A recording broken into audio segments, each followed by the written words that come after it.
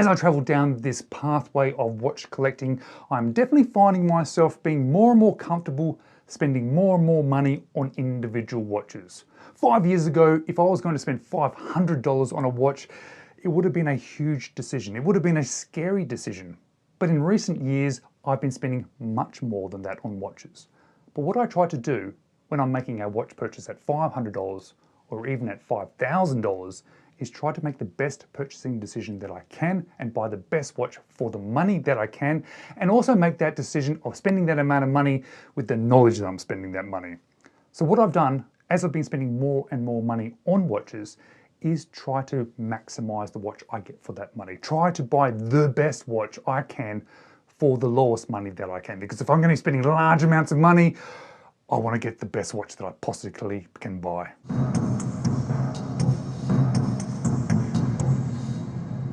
Hello, you're watching James. My name's James, you're watching me, and I am talking about watches, and I'm talking about a watch buying decision that I made that ended up me getting a much better watch, a better quality watch, and I ended up saving well over 1,000 Australian dollars.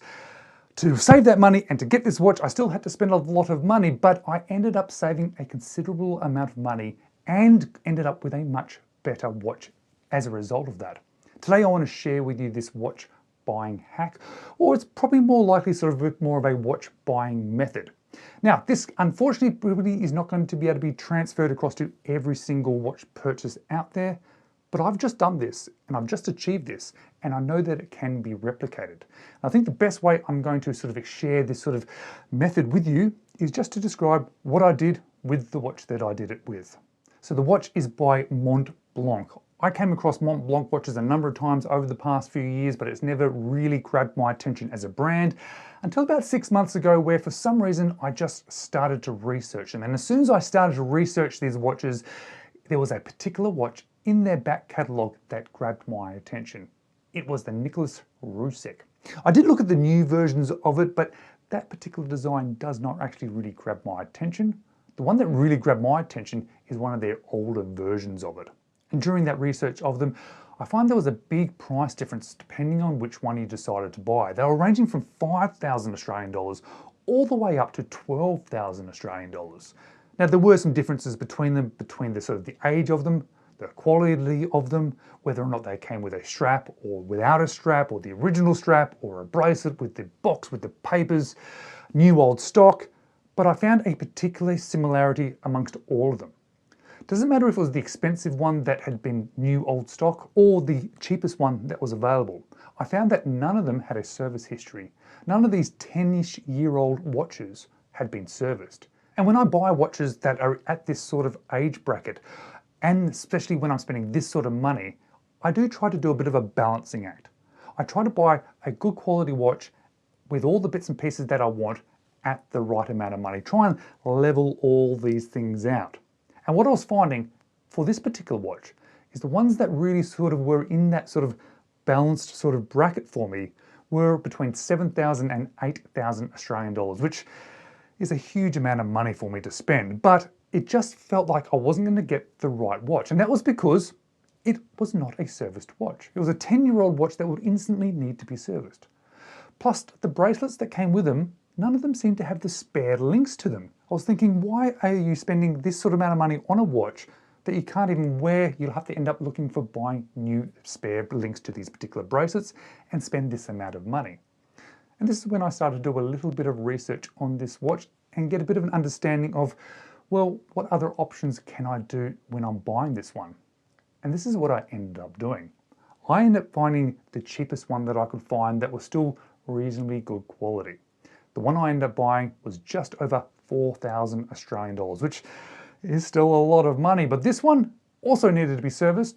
This one did not come on the original strap. This one had a mark on the crystal, and this one did not come with boxes or papers. So it was just the watch head plus the buckle, and a watch that needed some attention.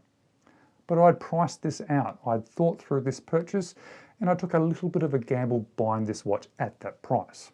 When the watch arrived, I knew I'd bought a good model of watch, a watch that I really connected with. But what I did was I immediately sent it off to Montblanc in Switzerland to have the crystal replaced and have the movement fully serviced. Now that cost me around about 900 Australian dollars to get that all done. They also cleaned up the case, so the watch came back in very good condition. Fully serviced, all new seals, completely overhauled, and a brand new crystal. Whilst it was away, I put in an order for the brand new replacement bracelet. Now that one's still on back order at the moment, but it is coming. And that bracelet was $800. Now that's a lot of money for a bracelet, I understand, but wait for the totals at the end of this video because that's where it makes a little bit more sense. Now the watch also didn't have a box, and realistically I probably don't need a box for this watch, but well, I wanted it, so I bought one on eBay, the correct one for this particular watch, for 150 Australian dollars. So let's just keep in the back of our minds that the price of the watches that I was going to have to buy to get boxes and bracelets, but a watch that was also not serviced, was going to be somewhere between 7,000 and 8,000 Australian dollars. What did I end up spending? I ended up spending under 6,000 Australian dollars. And for under 6,000 Australian dollars, I got a fully serviced, fully overhauled watch with a brand new crystal. I'm getting a brand new bracelet for it with all the spare links, and I went and bought that box. So I've saved myself over $1,000, and I've ended up with a better watch, a watch that's fully serviced, ready to go, that's going to suit my life and suit me and be ticking away nicely for at least the next 5 years before I even need to think about another service for this watch. Now, of course, I still spent a lot of money on this watch, but I ended up spending less than I would have if I had bought that one for the $7,000 to $8,000, and it ended up being a better watch.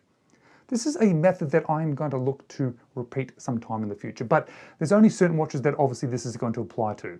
It's not going to be to newer watches or just previously sort of discontinued watches. It's going to be more the older watches, watches that are perhaps in this sort of age bracket around the 10 years. It's going to be watches that you might be able to apply this to, and I think you are going to be able to do it. I did it with this Mont Blanc, so I don't see any reason why I wouldn't be able to repeat it in the future for other watches. Guys, thanks for watching. I hope that at the very least that this was slightly entertaining, but hopefully it might actually help somebody out there end up with a better watch and save some money. Maybe watch these videos next.